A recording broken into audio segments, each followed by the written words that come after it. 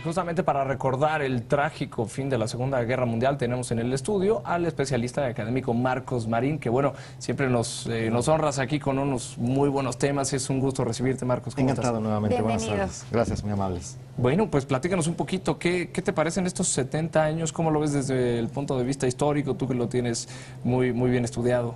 Bueno, es una fecha muy importante porque al mismo tiempo que va cerrando la Segunda Guerra Mundial, va abriendo la era nuclear, de forma tal que el mundo aprendió la capacidad destructiva de un arma que nunca se había probado y de la que todavía había tantas dudas a la hora de producirla, de lanzarla, de no saber qué iba a pasar. Entonces son 70 años que nos mueven a la reflexión, ¿verdad?, respecto a la capacidad destructiva del hombre y de cómo esta pelea pues con su capacidad creadora también.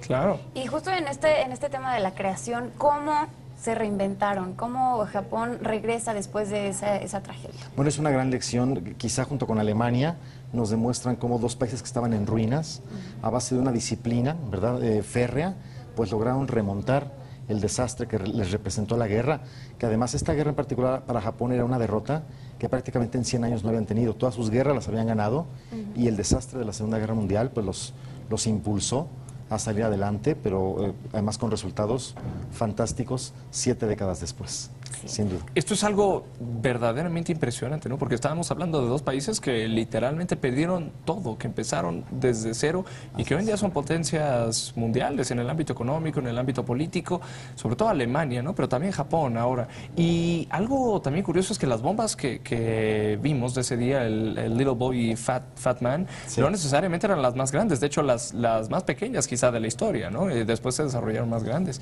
Existe todavía el peligro de la era nuclear, quizás, ¿no? Desde luego es algo que está latente y que cuando acabó la Guerra Fría pensábamos que se había desarticulado, pero estamos viendo nuevamente el rearme nuclear, estamos viendo nuevamente las amenazas, ¿verdad?, ahora de países, de nuevos actores como Corea del Norte, que avisan que ya tienen su bomba, con lo cual pues esto tensa las relaciones internacionales y a veces nos hace pensar que hemos aprendido muy poco, que el pasado como si no hubiera sido y nos encaminamos a veces como a un nuevo escenario complicado en las relaciones internacionales, Claro. gracias a eso. Exactamente. Marcos, y justamente en el tema el rearme nuclear, ¿no? ¿Dónde está Shinzo Abe parado en estos momentos con su gobierno, con su Congreso?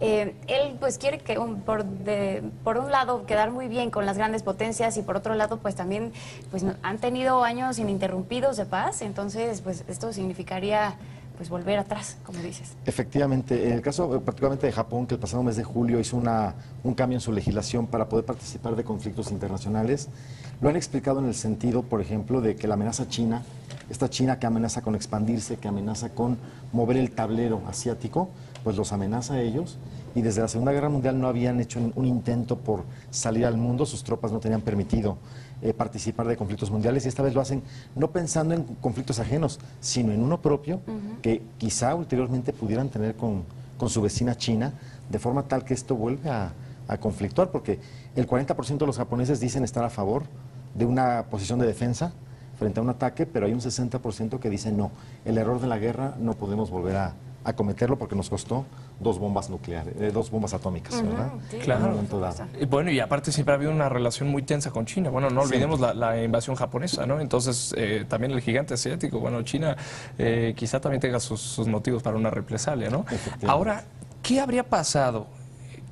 ¿Qué crees tú que habría pasado si no se hubiera soltado la bomba en Hiroshima y luego en Nagasaki? Bueno, aunque ya había la exigencia de los aliados a que Japón se rindiera en la conferencia de Potsdam del 26 de julio anterior y la negativa japonesa, la verdad es que la postura de Japón de no rendirse tan fácilmente, decía hacerlo pero a costa de muchas vidas, quizá hubiera alargado la guerra, quizá todo el año 45 se les hubiera ido en aquello, de forma tal que hay quien dice, bueno, la bomba aceleró el proceso de la rendición, pero sí es verdad que Japón hubiera estado muy dispuesto a seguir el conflicto, en tanto salvaran, si no el honor, al menos la casta militar, encontrar una salida, ¿verdad?, después de haber llevado el país a la guerra y al desastre que les estaba representando. Creo que hubiera sido terrible para el mundo haber alargado demasiado un conflicto que quizá ya no tenía ni siquiera otra salida a la planteada por los aliados, particularmente, ¿verdad? Marcos, y para cerrar este tema, ¿hacia dónde tenemos que mirar ahora con este conflicto que, bueno, bueno, más bien antes de llegar a un conflicto con Irán, digo ya el desarme que ya se hizo en conjunto con Estados Unidos, hacia dónde tenemos que mirar también en Asia y en otros países de Oriente que también tienen todavía armas nucleares. Bueno, habría que buscar la posibilidad de, en dado caso, usar la energía atómica, la energía nuclear, como ahora se le denomina, que es más sofisticada, para fines pacíficos. Y desde las grandes potencias hasta las naciones emergentes, pues todas convencerse de que no será una guerra nuclear el camino más adecuado, ¿verdad? Aquella famosa frase del no sé cómo será la tercera guerra mundial, pero la cuarta será a pedradas, siempre tiene que ser una advertencia de hacia dónde se puede encaminar la civilización.